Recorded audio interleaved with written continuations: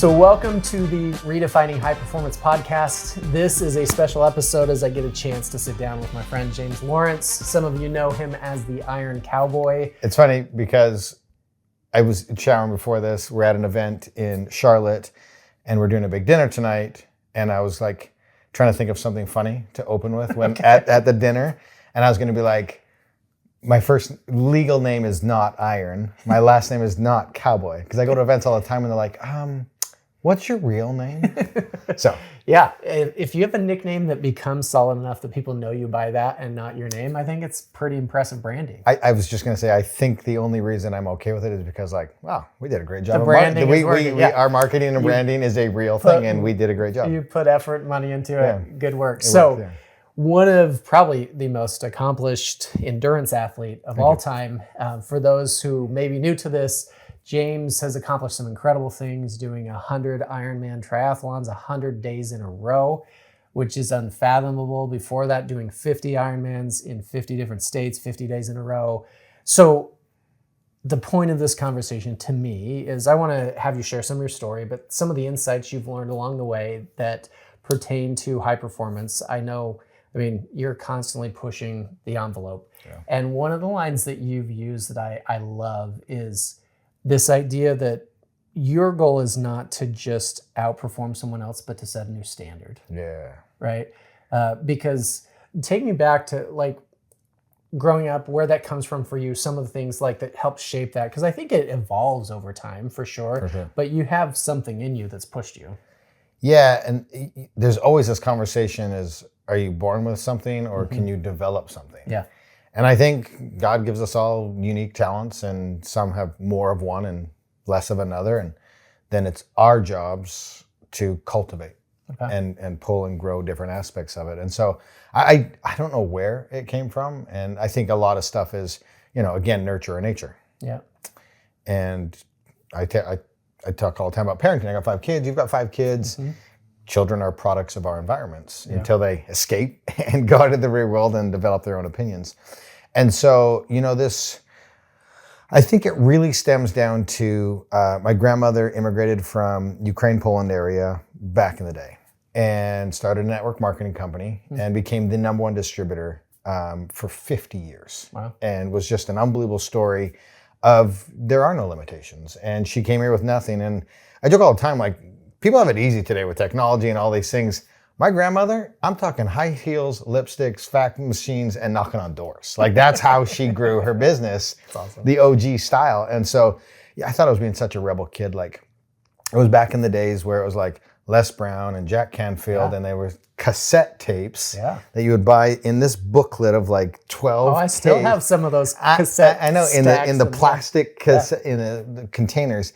And then, you plug it in. I thought I was being such a rebel kid. I was like, go steal these cassette tapes from my grandmother. And she's probably like, yes, he's listening to she probably knew the whole time. And anyways, I was a wrestler growing up, and I understood at just an elementary level, like how important mindset was. And I had some good coaching back then. And I would plug these tapes in, and it'd be, all those guys, all the OGs. That's awesome. And I would just sit there and listen to it and fall asleep to it. And so I was absorbing this information. And years later, after I started doing this kind of stuff and just changing my life and other people's lives, I had an old high school friend come visit, and she goes, I got to tell you a story. And I'm like, okay. She's like, we were in PE together in gym class, and we were running laps. And you were yelling and cheering everybody on and smoking people and just having a good time. And then we were doing push-ups in between the sets. And she goes, I stopped doing the push-ups when the teacher wasn't looking. And she goes, you looked over to me and you said, Claire, you're really just cheating yourself. And I had no recollection of this story. Yeah. I never remembered saying that or doing that. But I just think at that early age, it was part of who I was. And I wanted people, not for me, I didn't care if she was cheating. Yeah. She literally was just cheating herself. And for me, I just really want to see people win. I've said it on other podcasts. I don't want to get to the mountaintop by myself. Success, you've heard a lot of leaders say success is lonely, man. Yeah. It is lonely to be successful because it's a very, very difficult path. And I've just adapted the mindset like, I want to bring as many people to the top with me. So I think there's an element, just interesting as I was listening, I forgot for a minute that you were a wrestler. I didn't wrestle, but my brother did. Very successful entrepreneur now. And one time I remember my mom ran into his wrestling coach and he was asking, how's Scott? What's going on? And she goes, oh, he's got a great family, successful entrepreneur. And his wrestling coach, yeah, that makes sense. Because he learned how to push himself. He learned how to go past what's comfortable, right? There's some awesome lessons. I think most sports give, but I think wrestling is unique. It pushes you, it's kind of extreme. It pushes you in an extreme way. Well, and you and I talked just last night, we went to a basketball game here in Charlotte, and I said, if I could make one universal law, it would be that either everybody has to do military service of any kind was kind of what you said. And I think if you don't do those things, you should do some type of jujitsu or wrestling or boxing. You learn so much just about discipline, respect, hard work. I did a boxing fight recently, and this was a terrifying experience for me. But like, when all is said and done, and it's just you and another person in that rings, and that ding, ding, ding, you nowhere to run, nowhere to hide, and you will get extremely exposed if you haven't done the work. And then you also get to have the experience, Mike Tyson's quote, everybody has a game plan. Until you get punched in the face. They get punched in the face. Yeah. And that's what happened to me in that fight is I got punched in the face. I got backed into a corner, and within the first 15 seconds of this fight, I just got a standing 8 count. And I'm like, oh my gosh, what? But then it was interesting because my dad was watching it on live stream and Sunny was watching it live front row. We had a VIP table. And she goes, as soon as that 8 count happened, my dad and Sunny never talked about this, but they both said, when you stepped off the ropes, we saw the flip switch. And then 30 seconds later, I knocked him out, literally out of the ring. Wow. And it was afterwards, after really reflecting it, it was like, one, you can't run or hide in that moment. And when you do get punched in the face, life, you get to choose how you react to that and what your next move is. I could have been like, yep, that sucked. Never again. I'm going to let the ref call this fight right now. And my pain ends. Yeah. But would it have really ended? Because now I have to, that's now becoming my identity. And in life, we have, suffering is inevitable and it's going to happen. We either choose to suffer intentionally or life will allow us to suffer unintentionally long term. Yeah. Well, without choosing it. And what you've chosen to do and the path that you've taken, there's an immense amount of suffering. Like when you think about just the grueling idea of Ironmans, triathlons, some of those things. So walk us through kind of the evolution of that, right? Because it started just with probably like, let's try one of these, right? And then it started worse than that. and then, to expand to now, you've now done things that I still think most people probably think is impossible, but years ago, for sure, that was not even in the realm of thought process. Yeah, it's interesting too, because, we did the 100 consecutive. And so I now have this concept, you can't go from 0 to 100. And there's a starting point to everybody's journey. But the sad, disastrous part of social media is the comparison. Yeah. And what we're watching is coaches, mentors, and experts post all this brilliant stuff showing them at that level, and they're our best moments. But it's literally, paralyzing us for doing anything new for the first time, becoming the newest member of the society, because we want to go all the way to 100 when we start the gates. But frankly, we're not ready to do 100. And the brain and the body evolves through experience. And my journey literally started with a 4-mile fun run that I suffered through, that my wife called me pathetic afterwards, and then signed me up for the marathon, and then we found triathlon together. And for years, I did the shortest distance, a sprint triathlon. And I loved it. It was explosive. It was fun. I was learning. I was getting speed. I was learning mobility. I was learning strength. I was learning nutrition. And I did that for years and loved it. Then I went to Olympic distance. Then I went to the half. And then I was like, ooh, maybe a full is possible, right? That was as big as I could think. If somebody said to me when I was failing in that 4-mile fun run, dude, you're gonna do 100 Ironmans and set sports endurance history, I'd have been like, yeah, okay, dude. No chance ever that's happening. I couldn't even think that big.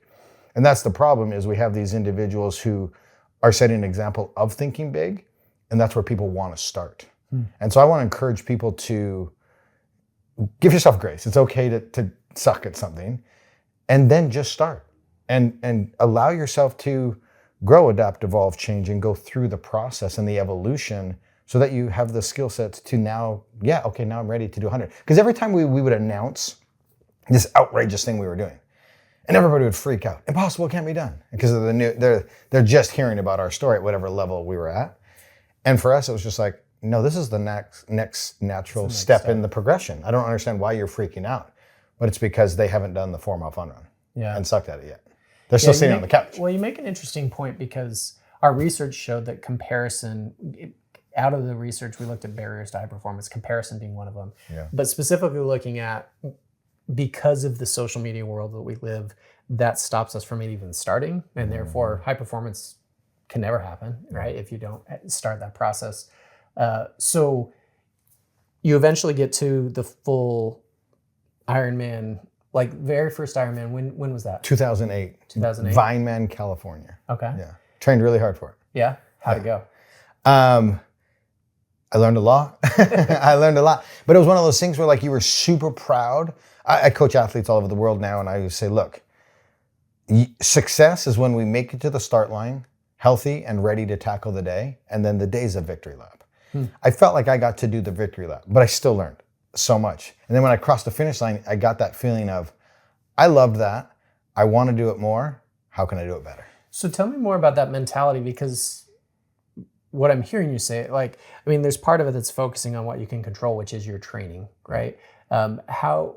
When you approach the start line, are you letting go of control at that point, or just saying, okay, let's rely on our training, we've gotten to the point we need to? What does that mentality look like? Yeah, the mentality in what we coach is you have to let go of that control. Okay. Because people, I laugh all the time when someone's like, okay, I want to do my first Ironman. I'm like, awesome, great goal. Let's look at your past experience, injuries, abilities, whatnot. We'll create a training plan. And then they're like, I want to qualify for Kona World Championships. And then they're like, I want to go sub 10 hours. And I'm like, okay. I'm like, how can you have these type of goals and benchmarks doing something for the first time? Yeah. And so I always try to reverse engineer that and say, look, where you are today is the starting point. And we know the goal, get to the start line, finish, and as strong and healthy as we can. And then whatever happens when that gun goes off, we give our best effort. We control the controllables, and then whatever happens, happens. A perfect example of this is my wife and I, it was during the 2012 world record, we were doing the most sanctioned Ironmans anybody's ever done in one calendar year. We were doing 30 official events through 11 countries. And we were in St. George, Utah, about 3 hours from our home. And it was an opportunity for my wife to do one of them with me because she could drive, the kids could come, set it all up. And I was just going to cruise and do it with her and have a good day. Well, anybody that started that race in 2012 knows it was the most chaotic Ironman on record with the highest DNF, did not finish rate in the history of the sport. We were in Sand Hollow Reservoir, and about 800 meters into the swim, all of a sudden the water really started to move. And all of a sudden you could hear screaming, buzzing of boats, chaos ensued. And it was like a scene from the Titanic. Wow. And microburst winds had come in from nowhere and turned Sand Hollow Reservoir into swells. Yeah. Like literally you couldn't see the buoys. People were being pushed into the shore, and those winds can pick up fast there. Out of nowhere, right? And I don't know if Ironman knew or whatnot, but when everybody's out in the water, it was too late. And so had I had a swim goal on that day, it would have, I've got a failure. I didn't reach my goal. Dude, finishing the swim and getting out of the water and starting the bike ride was better than 90% of the field, which was a huge victory. And so I go into the event and I'm like, okay, we have benchmarks. The goal is really to get to the start line as fit as we can, mentally ready as we can, and then we take the day as it comes. On the bike ride, did the winds really kick up and you run into a headwind? Did you get sick and you couldn't control it and you've got some GI issues and now you've got to do a walk-run strategy on the run? Like, we do the best we can on what we've been given. Now, yeah, goal number A is whatever time, sure. But I tell my athletes all the time, look, this is your first Ironman. You're here to have an experience. This is a victory lap. This is what you're gonna, these are actually your goals. One, thank every volunteer. When you see your wife, your family, your spouse, and your support system that allowed you to do it, put the biggest smile on your face you've ever had. You're having a good time. And then when you cross the finish line, pound your chest and be proud, head up, that you did it. Don't slump across the finish line. Go across the finish line. Any other goal outside of that on your very first Ironman? What are we talking about? What are we doing? You can't possibly have a benchmark. Yeah. I mean, for those who are unfamiliar, give us just the actual statistics. What is an Ironman triathlon? Because it is just an unfathomable feat for most people. Yeah, the way that I was exposed to Ironman was the NBC broadcast. They do an emotional, inspirational broadcast of the World Championships every single year from Kona, Hawaii. And I was sitting there watching TV, kind of my first exposure to it, and I heard the NBC announcer say, "This is the hardest single day in sports." And I was like, damn, what's the hardest day in sports? I gotta know. And then he goes on to describe, he goes, it's a 2.4 mile swim, 112 mile bike ride, and then it finishes with a full marathon run, 26.2 miles. Less than 1% of the population does a marathon. And so then you stack on open water swim, which people are terrified of. And the bike ride, you've got 140.6 miles of endurance, mindset, belief systems, conversations, everything that's happening in your system. You will go through every range of emotion, and you will come out through the training process and completing an Ironman a very different person. So you'd done your first Ironman. The world record at that time was 20 Ironman that somebody had done in a calendar year, right? You decide you want to go after that record, beat that record. Where does that come from? Why do that? It was interesting. So I'm an entrepreneur. Like my grandmother immigrated from Poland to Canada. I immigrated from Canada to the United States. I was chasing that American dream, baby. Okay. And I'd started a mortgage company. We were doing great. Mortgages were easy. I had family members in the States that was doing building, real estate agents. And I'm like, there's an avenue here that's a missing link, and I can fill that gap. So I did, got my mortgage broker license, was doing really well. 2008 happens, the economic crisis hits, life-changing for the world. That was one of the big markers that changed and pivoted a lot of things that how we operate today.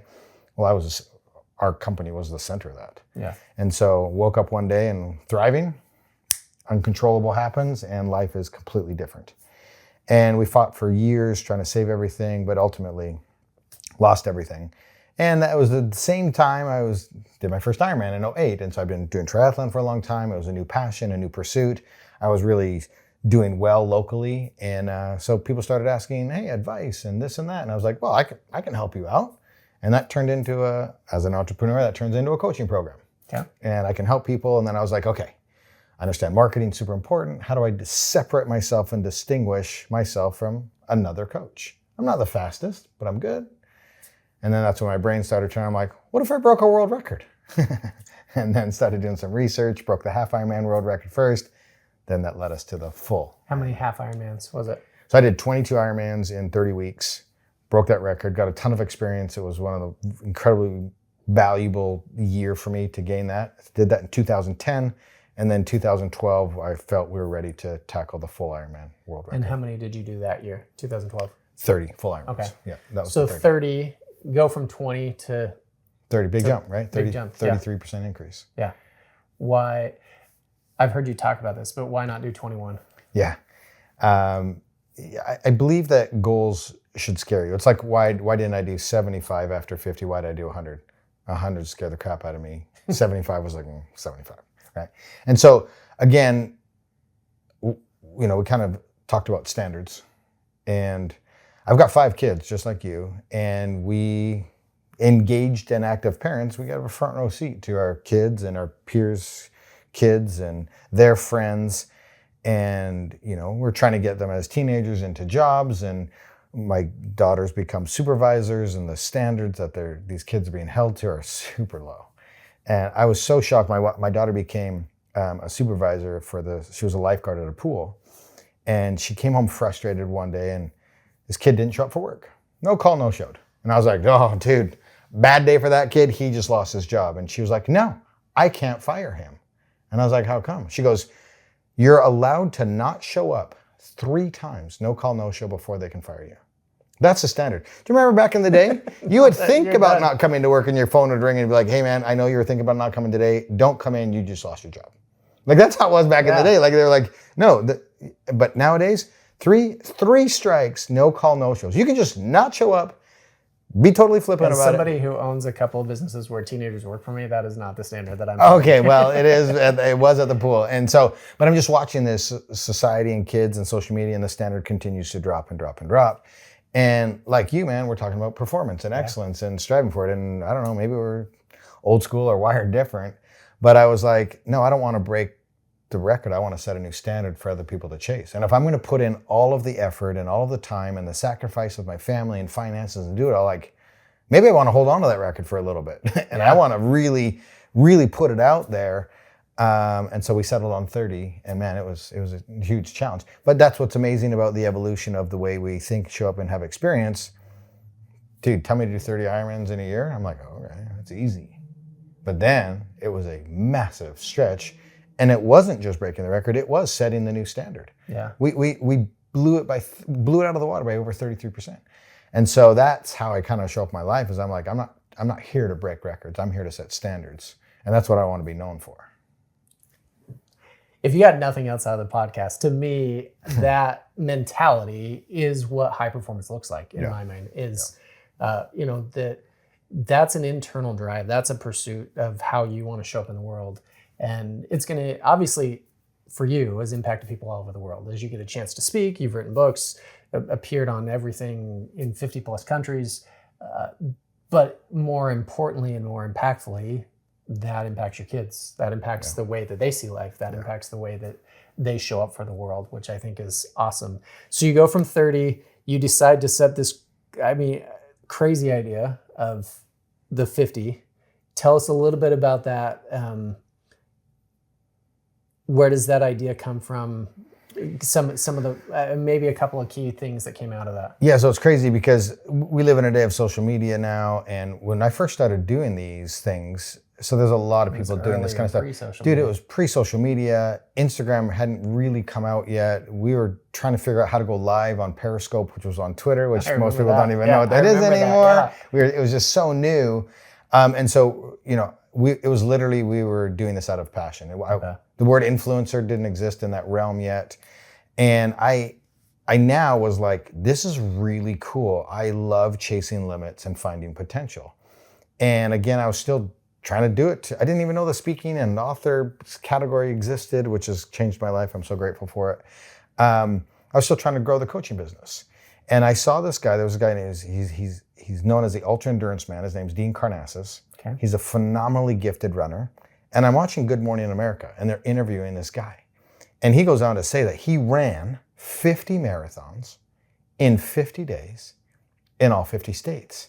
And I'm like, homeboy's on the TV? And he did that? And then my brain goes, man, he's on TV and he did that with a marathon. What would happen if I did it with an Ironman? Wow. And then everyone was like, dude, don't even. Like, that's not even possible. And it was so funny, Sonny. It's a moment I had with Sonny, because we were on race 27 of 30 in Arizona, just finished the Ironman. And that's when I had this whole experience and epiphany. Okay. Like, we haven't even broken. We're still in the midst. We're in the midst of the world record doing 30 Ironmans. And I looked at Sonny and I said, we're doing 50 Ironmans in 50 days. And she said, have you no respect for me? And I knew that was the bad timing. And so I was like, I pressed pause on that dream, or that idea. And I waited 6 months and I was like, hey, love it. I just love we're kindred spirits, because you haven't finished the one goal and you're like, you know what I'm going to do next? You know what I'm going to do next? I know. It was so amazing. And so it took me 2 years to figure out logistics and planning and preparation. And back then, I built my own website. We had lost everything. We're literally living in the basement, caring for an elderly woman that has Alzheimer's in exchange for rent, because long story short, we were evicted from our home, and so much happens. Wow. It's in our first book.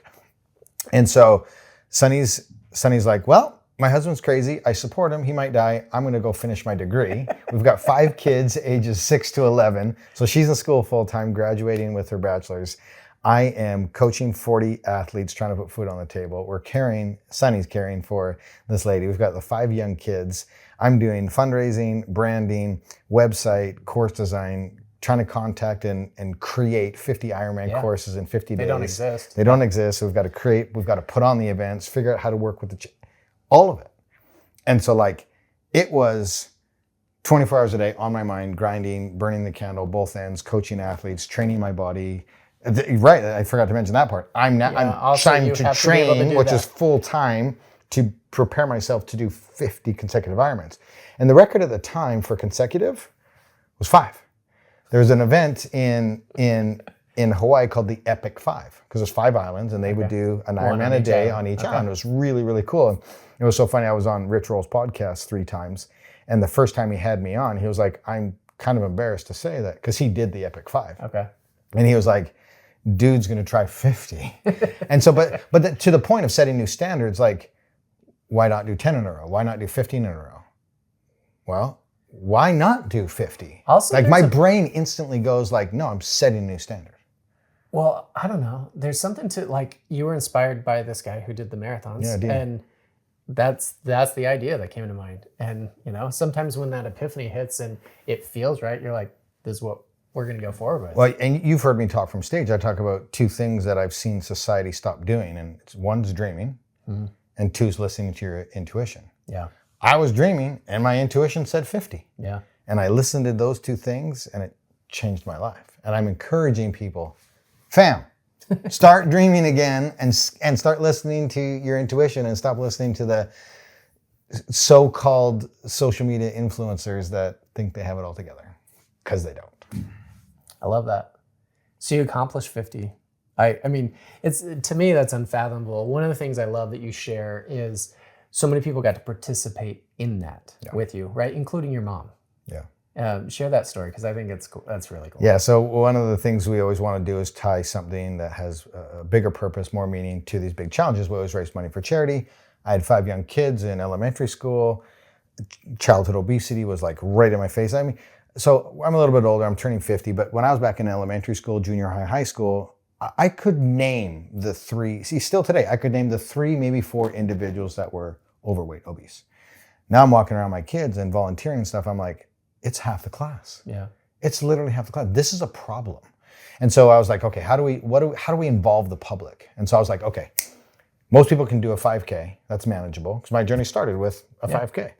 And so I was like, we'll do a 5K at the end of my marathon every single day, and people can come join us. So you've run 21.2 miles, or 23 miles or whatever. In the last 3, they're going to run with you. Exactly. And so every single state we had put on a 5K, and people came and ran with us did that stuff. And so, the story is that, my mom has struggled with obesity a lot of her adult life. And she just wanted to run 5K with her son. And so with 5 to go on day 45, she comes and runs that 5K. And she ends up running the 5 consecutive 5Ks, which is amazing to have my mom be part of that. It's in the documentary. There, just so you know, there is a documentary about the 50. It's currently on Amazon Prime. Just type in Iron Cowboy, and that bad boy will come up. And awesome. we do share my mom's story in there. Yeah, very cool. Very cool. So, I mean, there's so much to pulling off the 50 in 50 states. Like, I mean, just the logistics and all of those things, right? Yeah. So where do you go in your mind from, we just did 50, how do you get to 100? Yeah, right. It's a big leap. Because nobody's broken the record for 50 consecutive 50 states.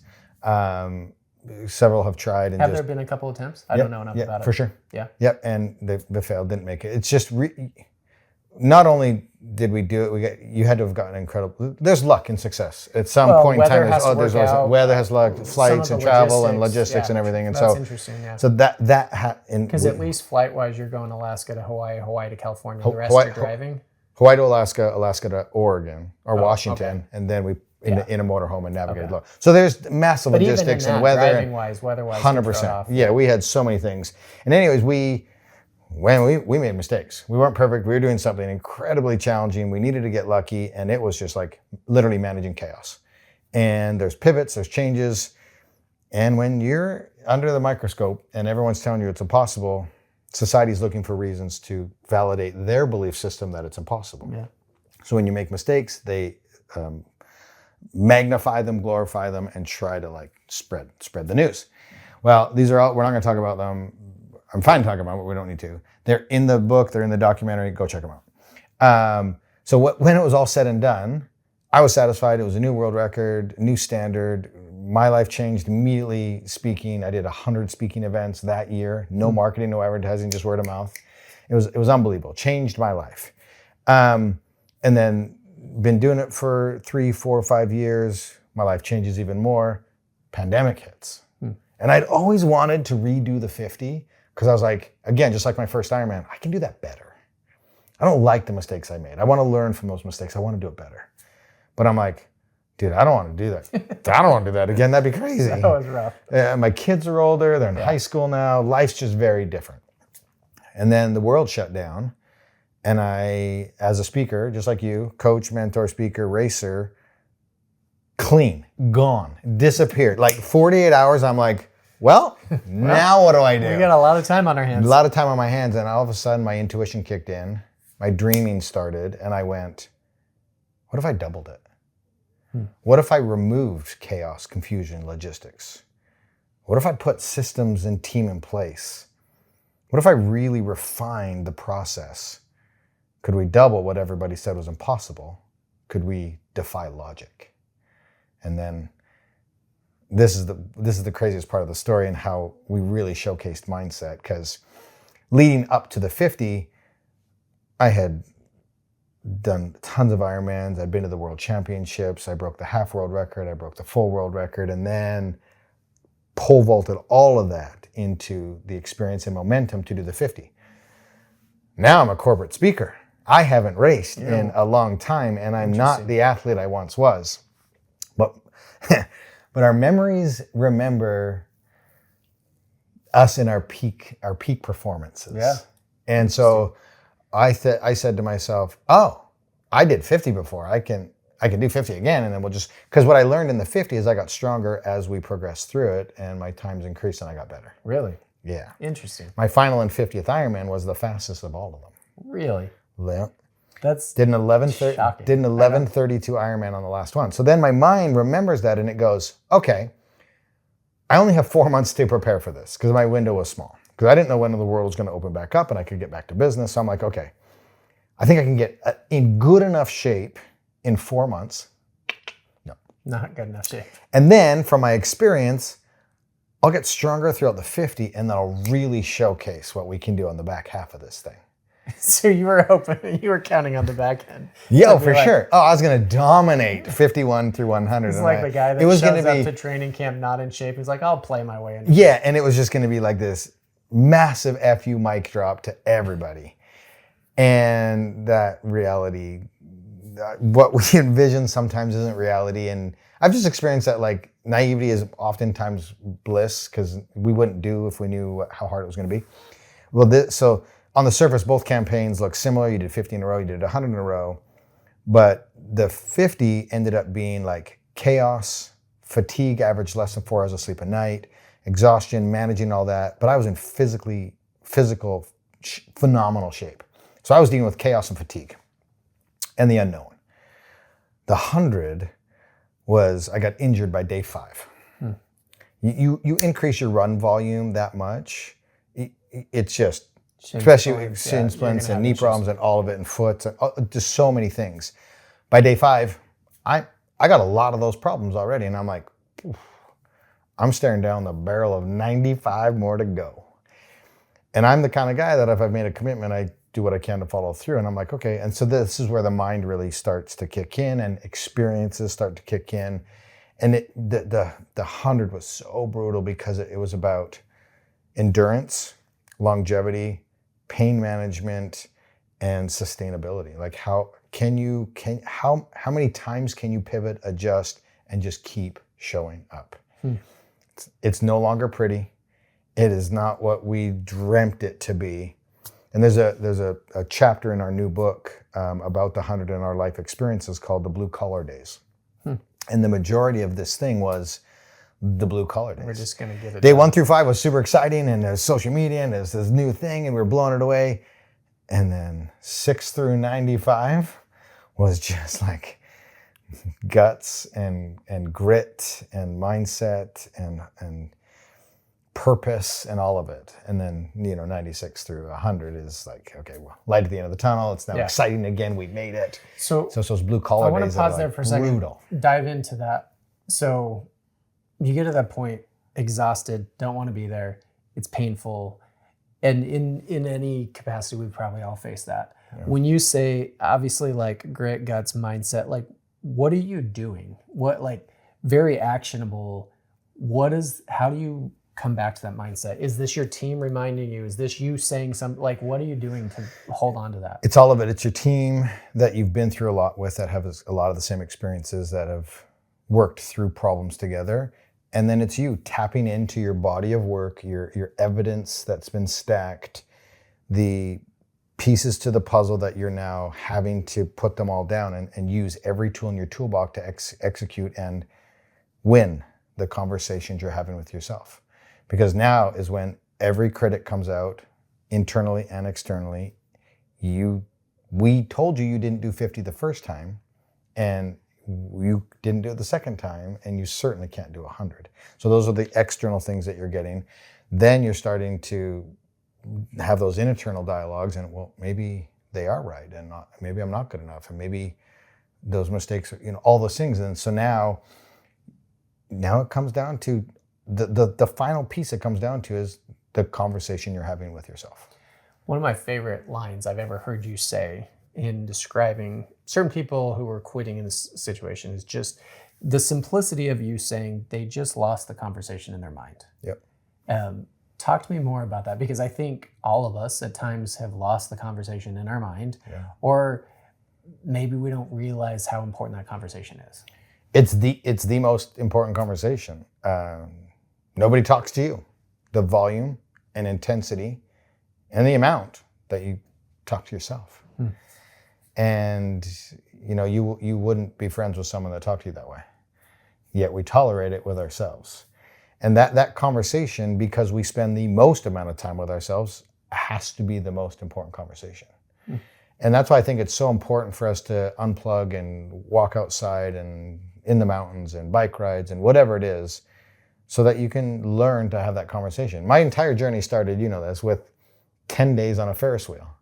The objective of that ride was complete boredom. And it was back in the day, no social media, no phones, no nothing, and you couldn't have anything with you on the ride.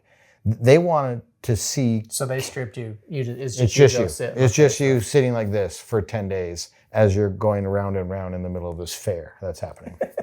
Called the Calgary Stampede. Anyways, you get to people watch at least. Yeah, and and I love people watching, so I think that's why I was successful. But as I was going through the first 2, 3, 4 days of this, I'm literally watching my competitors quit and get off, and nobody's forcing them. They were just on their own will, quitting and getting off. And back then, I'm in my early 20s. I'm just like, man, that is strange that they're getting off on their own will. And years later, after having tons of experiences, I was like, there it is. They were losing the conversation with themselves. They weren't comfortable sitting there. And the biggest thing I realized is most people are beating themselves up for the mistakes they made in their past. They're no longer, they've never extended themselves grace, and they're living in the mistakes and experiences that they've had in their past. And then they've forgotten how to dream. And so we're living and not only just dreaming, but they're not dreaming, but they're worrying about an uncertain future. And we now know through science that, like, worrying about the past is depression. Worrying about the future is anxiety. What are the two most things that's destroying society today? Anxiety and depression. And so to solve that, before anybody likes you, before you can do anything, you have to be okay here. You have to learn how to manage those. You have to love yourself. And that takes work. That's just something you can go and do. Just like mindset takes work, just like muscles take work, just like relationships take, like everything takes work. Nothing is given to us. And loving yourself and that peace also takes work. And that's why there's such a problem today with anxiety and depression, is because we're comparing, living life through other people's. As humans, 100% of us, all of us, make mistakes. And then we don't forgive ourselves or give ourselves grace. And that's what's ruining society in the world today. Yeah. You've done some amazing things, and I know this. What's next for you? Yeah. Because I just know you're not going to stop. No, I know. You got to push something. Yeah, and we talked about this at dinner last night. I could go do 200 Ironmans. Yeah. I believe that I could. Okay, for just a second. Okay. We had this conversation before, and you pointed out how long 100 days is. Like, reiterate that, because I think you hear that, and I didn't piece together like what that actually looks like on a calendar. Yeah, so it's 100 days, and then I say it's an Ironman a day for a quarter of a year. But even that, people are like, oh yeah, a quarter of a year. Okay, I want you to take in your lives like what you do starting in Halloween, and then go through Thanksgiving, and go through Christmas, go through New Year's, and then go all the way to Valentine's Day. It's so long. Like that is crazy. What you do in your life over that time frame. We're waking up and doing that 140 miles a day. That's 14,000 plus miles. So hopefully that like allows people to like. So you really believe 200 is doable? Yeah, I do. And then you have to ask yourself two questions in almost every situation. What's the sacrifice it's going to take to do that? Well, first you got to get to, do I have the ability? I have the belief system. I'm dreaming. Yeah, I've got all that. Okay, now what's the sacrifice it's going to take to accomplish it? And then ask yourself, like figure that out. And then ask yourself, what's the benefit to myself, my community, my family, my legacy? Can I make those two things align? I can't make it align. I can't make it line up. Interesting. And so for me, what's next doesn't have to be in the next category. And I am loving the challenge of how do I reach the maximum amount of people? How do I help people do their version of the Conquer 100?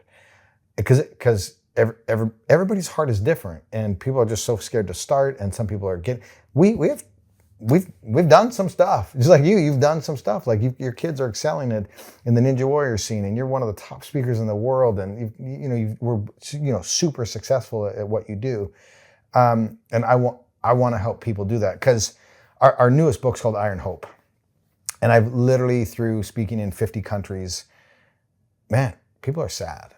And they've lost hope. One of my favorite books is Man's Search for Meaning by Viktor Frankl. Great book. And it's a story. I think it's a must read. If you haven't read it, you have to read it. I almost read it annually. Short, easy, but one of the most impactful reads you'll do. Profound, for sure.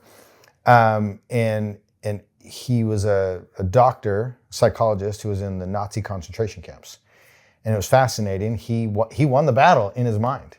And a lot of the people, it wouldn't have mattered what they did or thought. They were going to die. They were going to die anyways. But a lot of people didn't die, and a lot of people didn't have to die. And he goes, I could tell the moment someone was going to die, because, or that they lost hope is when they died. When they lost hope, they died. And if that's true, and through his experience and his perspective, that means to me, hope is life. And I want to help people regain hope in their journey. And the only way to do this is to have experiences. Again, so back to social media, we're watching this generation sit at home, living life vicariously through others' perfect moments, waiting for purpose and passion to knock on their door. It's not coming. You have to go have experiences. I didn't know I loved wrestling until I wrestled. I didn't know I loved golf until I golfed. I didn't know I loved triathlon until I had triathlon. I didn't know I loved my wife until I had an experience with her. I didn't know I loved my children until I have. I'm a new grandfather. I didn't know I loved Cody and these twins that are coming until I experienced them. And so you have to go have experiences in life, and that's where you start to mind shift and get to where more and more is possible through having experience. The purpose of life is to become the best version of yourself. Cliche, whatever, I don't care, but that's the purpose of life. And I struggled with that because I realized I'll never become the best. I'll never catch or chase down the ultimate version of who I am, because I keep changing. And in turn, that avatar of me keeps changing. And so now my goal in life is, when I get to the very end and I've pushed every boundary, I've lived and just sucked every bit of experience I can of this life, he'll be there waiting for me.